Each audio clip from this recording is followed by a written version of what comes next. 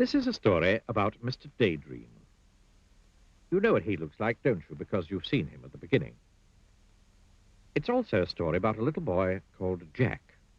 And you don't know what he looks like, so here's a picture of him.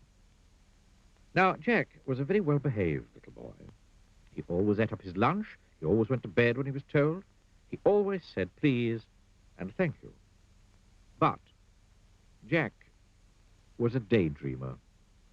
Whenever he was supposed to be thinking about something, he found himself thinking about something else.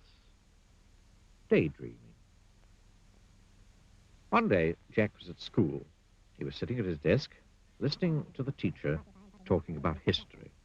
Suddenly, out of the corner of his eye, Jack saw something outside the window on the grass in front of the school. It was a small, cloud-shaped something. Jack couldn't believe his eyes.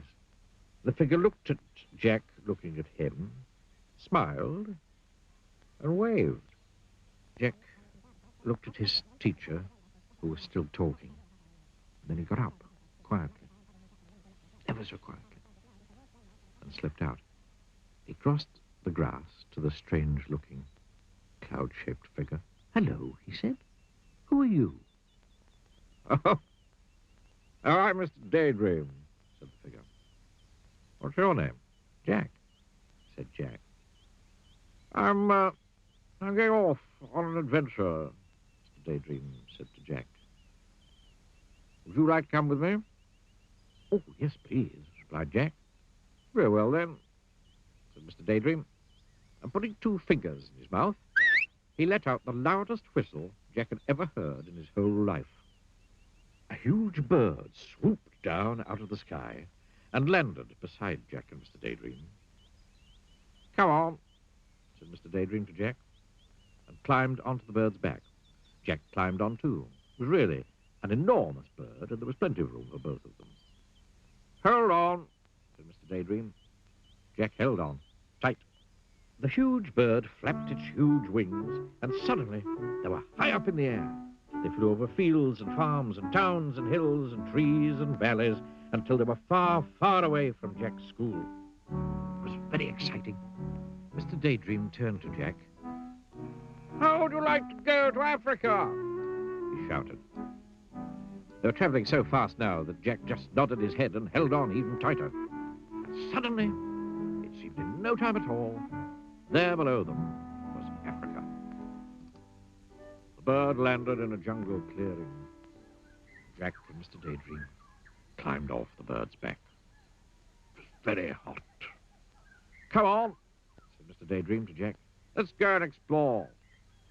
So off they set, pushing their way through the jungle. Suddenly, in the middle of a clearing, they saw an elephant. "Hello, Mr. Daydream," trumpeted the elephant down its trunk. "Would you like a lift?" "Yes, please," replied Mr. Daydream. And the elephant reached out its trunk, picked him up, and then put him on his back. Then he reached out his trunk again, picked up Jack, and put him on his back. It was very high. The elephant carried them through the jungle until they came to a river. Then he set them down on the ground, said bye-bye, and went off into the jungle. "How are we going to cross the river?" Jack asked Mr. Daydream.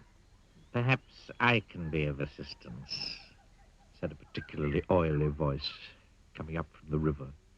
They looked, and there was a crocodile. "Use my back," suggested the crocodile. It was very helpful. They were halfway across the river on the crocodile's back when the crocodile grinned a rather nasty grin. All teeth and no smile. Then, flicking his enormous tail and shooting Jack and Mr. Daydream up into the air, the crocodile opened his horribly large mouth and waited.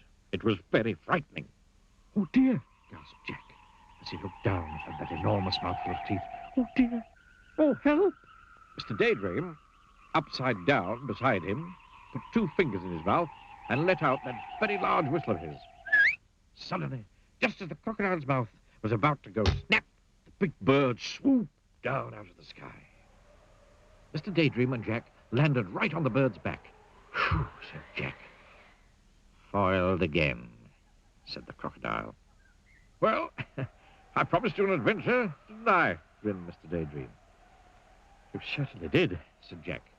And now, said Mr. Daydream, I think we'll go to Australia. They did.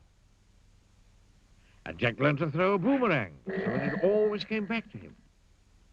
Now, said Mr. Daydream, I think we'll go to the North Pole. And they did. And Mr. Daydream fell right up to his middle in a snowdrift. And now, said Mr. Daydream, I think we'll go to the Wild West. And they did. And Mr. Daydream found a huge 10-gallon cowboy hat. The trouble was, when he put it on, he couldn't see out. Jack! He called from underneath the hat. Jack! Jack! Suddenly, Jack realized that it wasn't Mr. Daydream saying his name. It was his teacher. And Jack wasn't in the Wild West. He was sitting at his school desk. Jack, said the teacher again, you've been daydreaming. It was true. He had. Or had he?